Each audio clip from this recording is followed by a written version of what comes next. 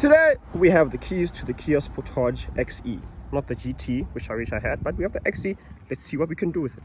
The Sportage comes with two different engines, a 1.6 GDI petrol engine and a 1.6 CRDI diesel engine. The petrol variant produces 132 kilowatts and 265 newton meters of torque, accelerating from 0 to 100 in 8.8 seconds with a top speed of 201. The diesel variant produces 100 kilowatts and 320 newton meters of torque, but taking 11.4 seconds to accelerate from 0 to 100 and has a top speed of 180 kilometers. First, as you can see, we start up from the front where you have these nice face with those nice LEDs which do stand out, especially at night. They do set the brand apart, and it's something which I like with many faces of brands these days. These faces do make them stand apart from other brands. Let me just take you guys in for a closer look. Look at these LED headlights, daytime running lights, which really are popping with this plastic yet shiny material here, and it just gives you the blossomness and the, I wouldn't say aggressiveness. Is it aggressive? Leave your comment down below and tell me what you think, if it's aggressive or not. As we move over to the side, and you see how the sun just reflects on this beautiful green color called, wait for it, confidence green. Not mistaken. But that's what the color is called, and man, does it look good. I almost said it's British racing green, but it's not like that. It just has this other look. The sunlight is there. It works well with the sunlight. Moving on to the 18-inch alloy rims, which I wish I had the GT rims, which those ones look nicer, but these ones are nice nevertheless, with some nice tires and some black accents, as you can see, with a bit of chrome. Moving over to the back, we have these nice funky LED lights with the arms anti-plates and the new Sportage logo and the new Kia logo. On the inside, we have this nice material which looks like carbon fiber, but it's just plastic. I really do like the door handles and the buttons on the side. Excuse me, I just have Bostik there, but it's really standard stuff. Your traction off, which I don't think you should be using on this car, and your handbrake is right here, electric handbrake. I like how these are similar to the lights, but just with an addition there. And then we have these displays here. This is 12.3 inches both. This one is touchscreen, this one is just for your display. If I do turn the car on, you see, just so everything system check and everything. Right here we have our driving modes. We have the camera, if you want to see the camera there. We have auto hold for the auto hold handbrake. Drive mode, where you change the different modes. I can switch to normal, sport, and so forth. One thing that I do like, we have heated seats, heated steering wheel, and also at the back we do have heated seats also there, but the plastic does also continue onto here. And this infotainment, I don't know, maybe it's this on this specific spec, but generally for me, there's really nothing else to do here. There's not a lot of things to do here. It's a very simple, straight to the point. Usually just in media, other settings, thingies, and Apple CarPlay, which I obviously do use. Right now I'm doing some wireless charging there, if you can just look. And there we are, charging wirelessly. Here's the cable. And one other thing which I do like, look where the cables in your seats are, right there.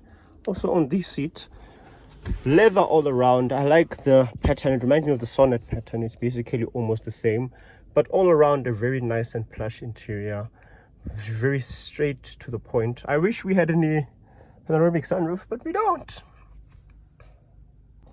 One thing I do like, as you see this display, it's only showing music now, but if I do press here, it shows me settings for my aircon. This is really something nice, you know. But usually it's on the music where you seek, but as a driver you always use this. But mostly it's here, the climate and everything. You can do dual and whatever, and it also shows the updates here, or you can just check the updates there, and so forth and so forth. Jumping over to the back, we have the same door handles which I just showed you guys. Everything is basically almost the same, except that you don't have many buttons. But another thing which you guys didn't notice here, we have heated seats at the back. This is such a good feeling. When I got my grandmother and mom into this car, the first thing I just pressed for them automatically. I wish the buttons were there in the front for the backseat passengers, but it's only here. Coming over to the seats, the pattern, as I explained from the front, really does continue, and this is enough space. Even as tall as I am with that sitting position, I really am comfortable. We have a hanger. I think this is for coat hanging, which is very smart. Someone said maybe for a tablet. Who knows? Maybe it will work with it as a rubber right there. I think you can also hang a couple of your things there. But one of my other favorite features, we have fast chargers, as you can see here and here. How many cars do you know that have that? Interesting.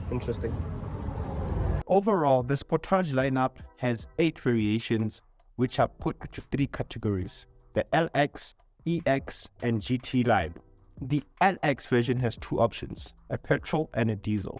The petrol costs just under 568,000 and the diesel just costs under 598,000 rands. The EX version also has 2 variants, a petrol and a diesel, with the petrol costing just under 632,000 rands and the diesel costing 652,000 rands. The GT line has 4 variants, with 3 being petrol variants and 1 being a diesel. We have the GT line, which costs just under 678,000 rands, the GT line Plus, which costs just under 306,000 rands, the diesel GT line, which costs just under 736,000 rands, and the top of the range GT line S, which costs just under 763,000 rands.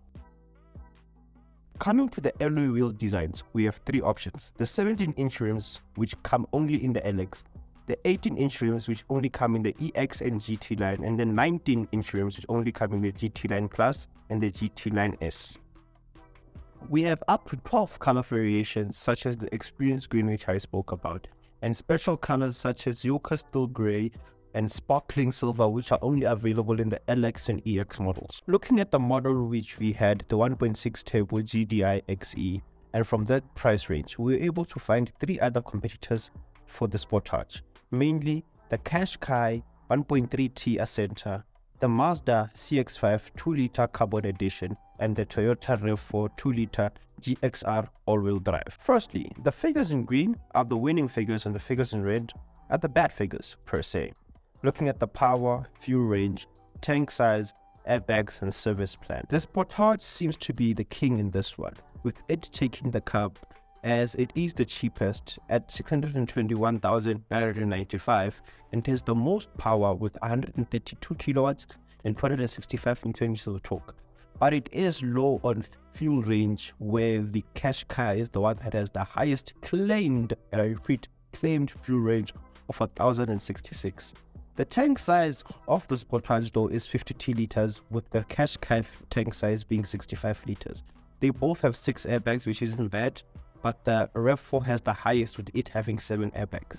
In terms of service plan, the Sportage takes it again with having a 6-year service plan along with Toyota, with the Qashqai and the Mazda having the lowest with 3 service plan each. Coming to the power, the second most powerful car here is the Toyota with the 127 kilowatts and 203 Newton of torque.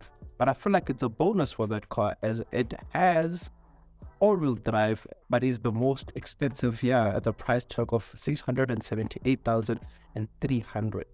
The range is not that bad looking at the fuel size, tank size, which is 55 liters, and the fuel range being 821. I would say it's the car that makes the most sense here, but at the same time, the price, because it's the all-wheel drive, is very high.